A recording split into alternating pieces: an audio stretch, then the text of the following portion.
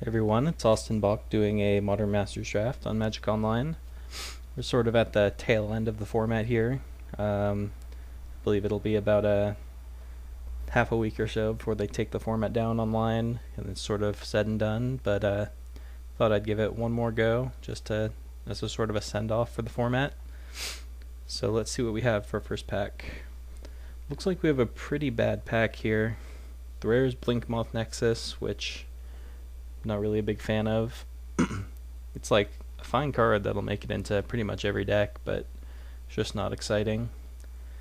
There's a Gorehorn Minotaurs, which I guess I could take. It's fairly powerful. There's no good removal in the pack. There's a Scuttling Death, which is good, but only in the Spirits deck.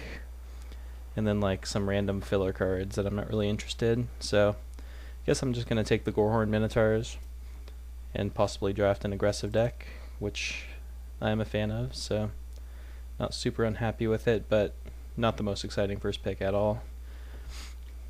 So we get past an Etch Champion, which is a fine card, but you really need to be in the blue-white artifacts deck for it to be at its fullest potential, so it might not be what we're looking at here. Could have taken the Blinkmoth Nexus in the last pack and just sort of force our way into that archetype, but it's not really where you want to be. If it ends up not being open, it can sort of blow up in your face. We have a bounce land, which is alright. Hearthfire Hobgoblin is pretty good in the red-white equipment pump spell deck. Then there's an Aether Snipe, which is possibly the best card in this pack, just in terms of raw power level in a vacuum. So maybe I take that here. Yeah, I could take the Hobgoblin and stick to my colors, but I like Aether Snipe a fair bit, and like we're not really committed to our first pick at all, so we could very easily end up jumping ship and moving into something else. What do we have here? Some good cards for the artifact deck. There's an Ethercast Knight, a Glinthawk Idol, Gust Skimmer. So we could have been there probably. I could just take the Glinthawk Idol and try to move in now. Could be sort of a signal that it's open. Let's see. The foil and the rare are missing, so it's not really a strong signal that the archetype's open. There could have very easily just been a very good rare and a good foil in the pack. There's also a Smoke Braider, which is very good in the red-blue the red-blue elemental deck rather, and we already have a pretty good elemental right here. Yeah, I mean, we're sort of at the end of the format. I don't know if it's correct to take Smoke Raider here, but I think that's what I'm going to do, because I want to try to make a sweet deck for my last draft of the format. So let's try to move in on Smoke Raider. Man, we could have really gotten there. Now I'm very full of regret. Mirrorsmith would have been great if we were in that deck. I mean, it's still not too late to try to move in, but the problem is we're passing all the good cards to the person on our left, so we could get cut pretty hard, which is kind of rough. There's also an Inner Flame Igniter in this pack, which is an elemental, but it's sort of one of the mediocre ones. I wouldn't really miss it too much if it was in my deck or not. So I think I'm actually going to take this Mirrorsmith and just sort of suck it up and say we missed out on some good cards, but if the deck's open, that's where I want to be, so see what happens from there.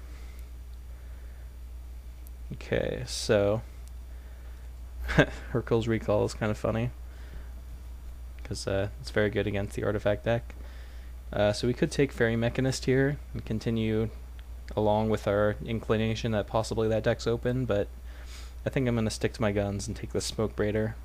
Having two Smoke Braiders, like 2 or 3, or even more Smoke Braiders, sort of guarantees that you can have some explosive draws. And sort of where the power of elementals lies, is just taking these already efficient bodies and getting them out even faster than usual, thanks to the powerful ramp that Smoke Braider provides. So I think we're just going to do that. Putting on the blinders, as they say. Surcrush Spellblade, I'm pretty sure, is horrible. Let's take this Mirrorsmith out of here. So there's nothing great for our deck in this pack, but Blood Ogre is like a reasonable card. One interesting thing about the blue-red deck is that Thrumming Bird works pretty well with Bloodthirst, because if you play it on turn 2, it'll enable the Bloodthirst in the first place, and then later in the game it'll proliferate all your Bloodthirst counters, so kind of works in multiple ways. So I guess I'll just take Blood Ogre because it's the best card. Sort of a curve filler in our deck, but that's okay.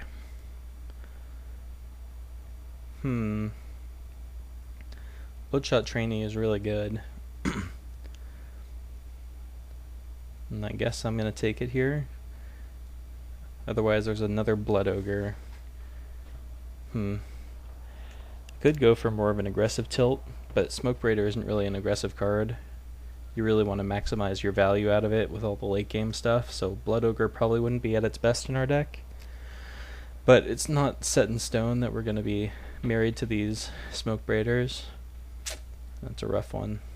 I think I'm more likely to play the Blood Ogre than the Bloodshot Trainee. Trainee's at its best in the red-white deck because there's a lot more ways to pump up its power, such as cards like Mighty Leap.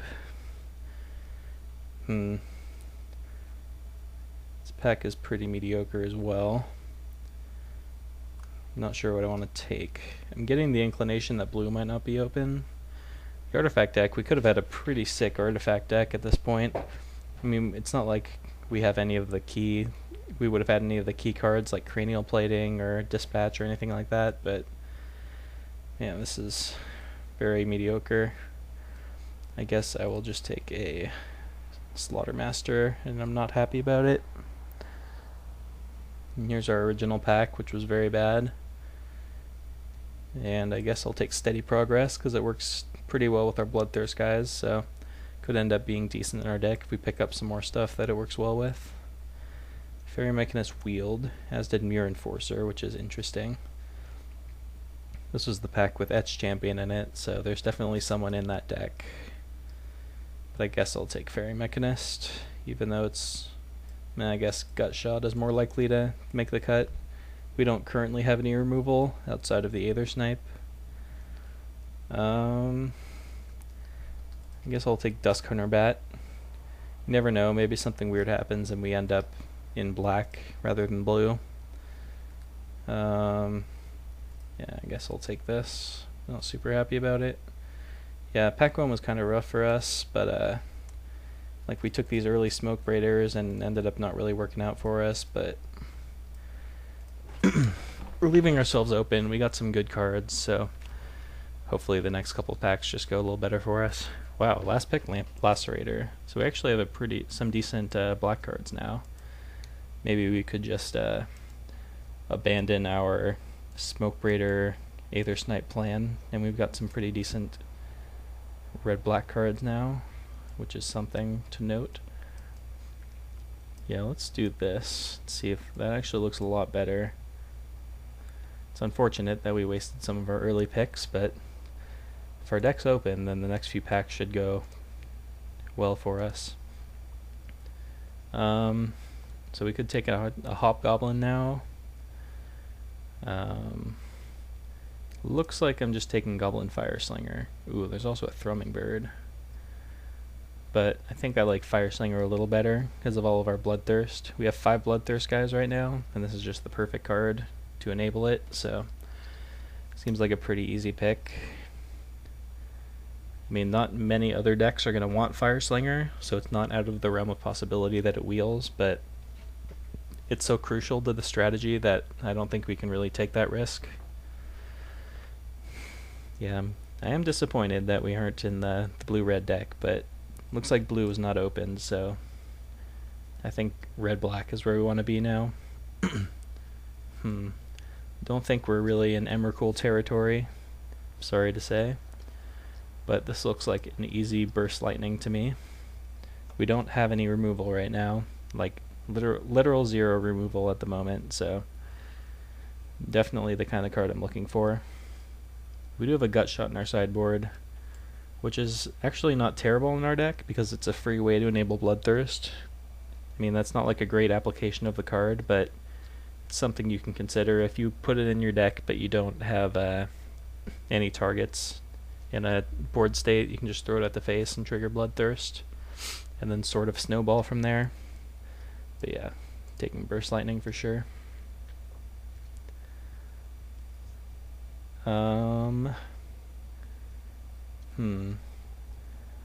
I guess I'll take a Skargan Firebird, which is a fine top end card.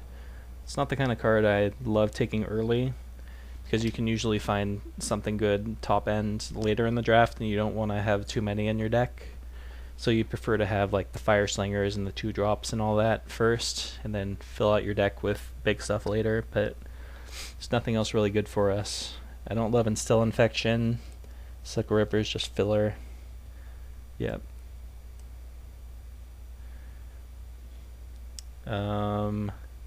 Yeah, looks like either Blood Ogre or Wrecking Ball. I think I like Wrecking Ball a little better.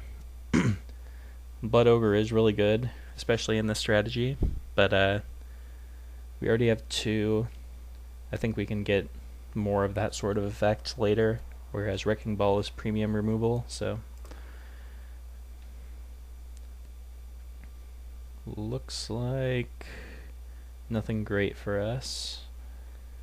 Copper Carapace is okay, just as a way to push through damage. It's good with our Dusk Hunter Bats, because we can make them 4/4s later in the game and get those last few points in.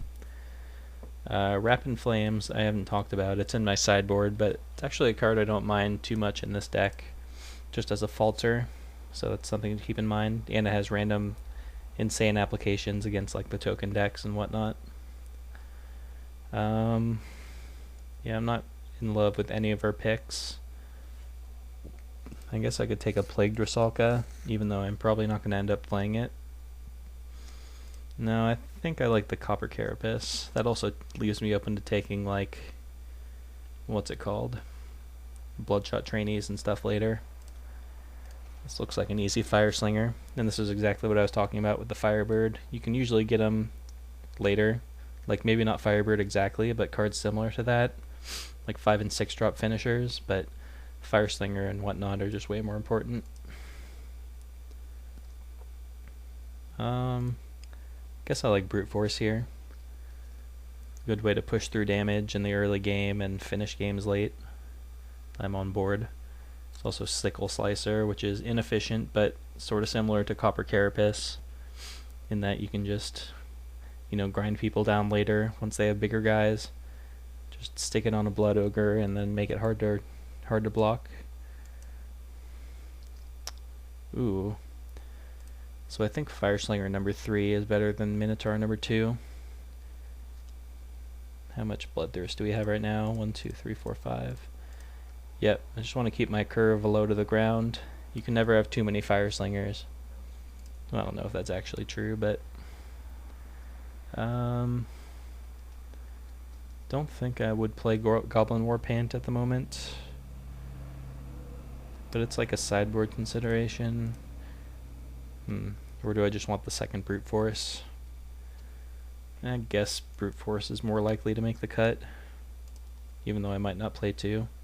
Ooh, Gorehorn Minotaur's wheeled. Now I'm definitely happy I took the Fire Slinger over it. Let's see if we can wheel that other Blood Ogre. Don't remember what pack it was in. Sickle Ripper, hopefully don't have to play. Plague Drasalka, sure. So despite how poorly our first pack went, I'm pretty happy with where we're at right now. We have a good number of creatures, decent amount of Bloodthirst, hopefully pick up a few more. Slaughtermaster, maybe. Copper Carapace does get better the more double strikers we have, so that's something to consider.